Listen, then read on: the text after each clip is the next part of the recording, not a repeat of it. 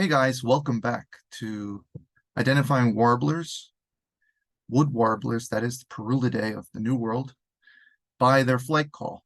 And in this second part, I plan to go into the Zeep Complex. After uploading my first video, the part one of this series, I realized that the tutorial is a little bit long and probably exhausting, frankly. So I plan to cut these down into more bite-sized chunks so you can easily digest them when you don't have much time. And in any case, I suggest strongly that you go to these resources like oldbird.org and familiarize yourself with the variation between species and within the same species. And then, of course, nothing beats practice with real wild birds. So get in the field after studying. When learning these calls of the common species, it's good to first, if possible, study in the field during morning flight. So there you're able to hear the calls and also see the birds. Then when you go out at night or before dawn to listen to nocturnal flight calls, when you can't see the birds, you'll be better equipped to identify. All right, we're going to start today with the northern waterthrush. I chose to start with northern waterthrush because it has quite distinct Zeep call.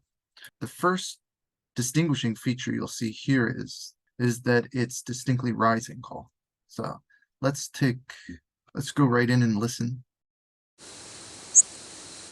It's quite long too, so you can see you can really hear that rise because it's greater than 50 milliseconds. And a lot of the warbler calls are shorter than that.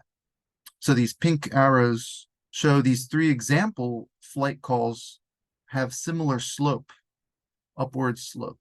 At the bottom, I've included the distribution of sightings at the morning flight count in Cape May for this species, as I did in part one. And yeah, again, the first week of September is the peak appearance of this species, but it's quite protracted. So even the first week of August, it's one of the early migrants where you also get a lot of Louisiana water thrushes, which doesn't have such a rising call, similar long buzz, but without the rise. But unlike the Louisiana, which the Louisianas are pretty much gone by the second half of August. It would be very unusual to see even in September. Louisiana northern water thrush continue to push through until mid-October.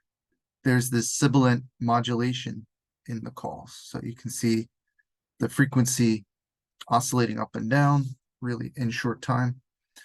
And so let's listen one more time. Now I'll slow it down 50%. And let's listen.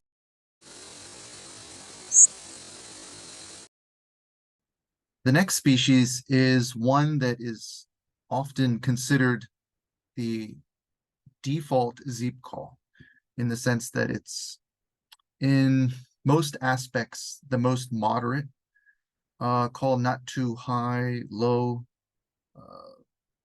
too sibilant, too modulated. The amplitude basically between the highest and lowest parts, not too great or too small. And also, especially on the East Coast, coastal sites like Cape May, a very common migrant in the second half of September, peaking actually in the first week of October, as seen on the Trectellin overview at the bottom here, peaking at 30 birds per hour on average during the first week in October. So perhaps the first warbler to compare Blackpoll to is the other, probably the second most common Zeep call heard. And roughly, there's a sort of changing of the guard, changing of the Zeep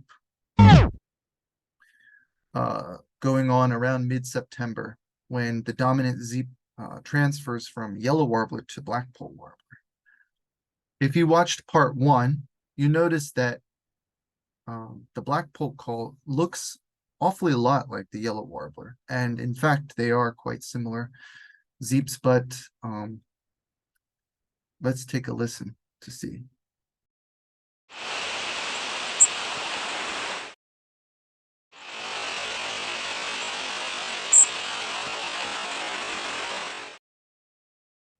It's a little bit more dense, or the modulations, and therefore it's a little bit finer and higher pitch than yellow warbler, although yellow and Blackpoll to some extent have some variation in pitch. It's a little less loud, a little less robust than yellow warbler.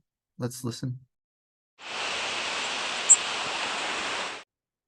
And now I'm going to play yellow warbler. Okay, so now we've gone through two distinct common Zeep calls. Now three including yellow warbler from last time. And now we'll compare to a few more Zeeps in the Zeep complex. This is not complete. There's more Zeeps than this, but these are some of the more common and distinct calling Zeeps. A caveat to all of this, again, is that some birds, even the experts, can't identify, especially in the field. So first, let's listen to Blackpoll Warbler. And now yellow warbler. Yeah, that is more and louder, relatively louder throughout from beginning to end, whereas Blackpoll is kind of bolder. Yeah, the two middle modulations are bolder than the first and last. All right, so let's go on to the next one. Then we have Blackburnian. Now we're actually not lower but higher call, higher than the Blackpoll on average, and with a little sweetness to the call. And you'll have to listen to get this. There, Blackpoll again. And it's because the modulations change. See, as time goes on, the Blackburnian modulations get smaller. It kind of rises, and that gives it kind of a rather than a harsh grady call like yellow and Blackpoll, Blackburnian has a sweet sound to it. Actually, it makes sense to do worm eating next, because worm eating warbler, which is it's more of an early season migrant like yellow warbler, similar pitch to Blackburnian. It's generally higher than Blackpoll. It's also shorter than Blackpoll, so it's similar to Blackburnian in so far. The biggest difference is though now instead of sweet sounding, it's got a dry sound, and that's because it's got this, yeah, this pattern that's repeated very strongly, bold face on the down sweeps. So let's listen.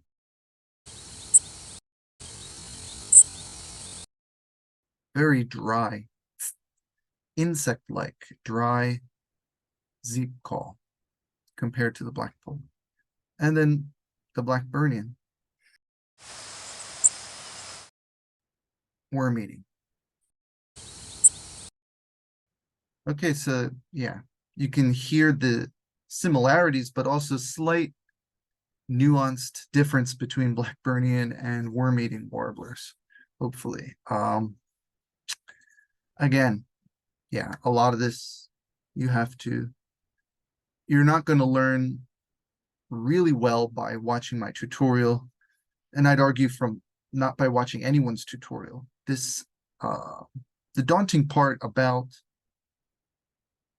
learning flight calls is the same reason why programming is daunting or physics is daunting. You have to do the homework. You have to do some investigating on your own, some homework, if you really want to learn this stuff. But I hope that this guide is helping you see that is possible. If you thought it was too daunting before, it's not that much work to learn the most common and distinct calls, for example, if you can get these nuance differences, then you're well on your way to mastering flight calls. And there's more difficult species pairings that are hard to discern with just the ear.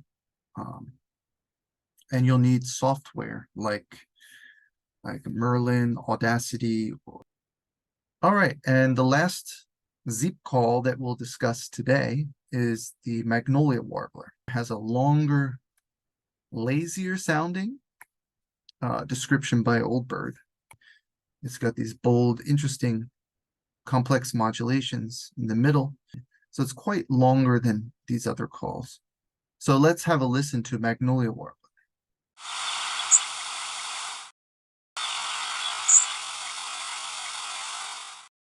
Okay, so you heard it's quite long. And actually, it's not that different from northern waterthrush in length. Both calls, among the ones we talked about, are over 50 milliseconds. But the biggest difference is you don't hear the rise in Maggie's call like you do for the northern waterthrush. It's much more flat. So let's have a quiz time. So I'm going to play, first just play the call and give you a few seconds to think about it. And then I'm going to show the spectrogram, and then finally the answer. And I'm going to do this for two birds. So the first one is, let's listen. Actually, I'll play one more time, half speed.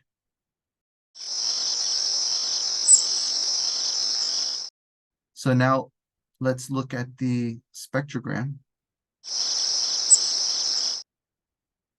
All right.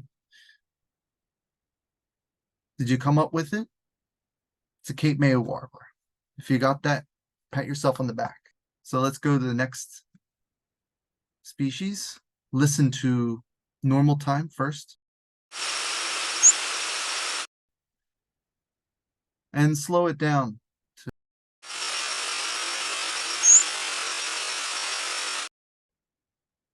and here's the spectrogram.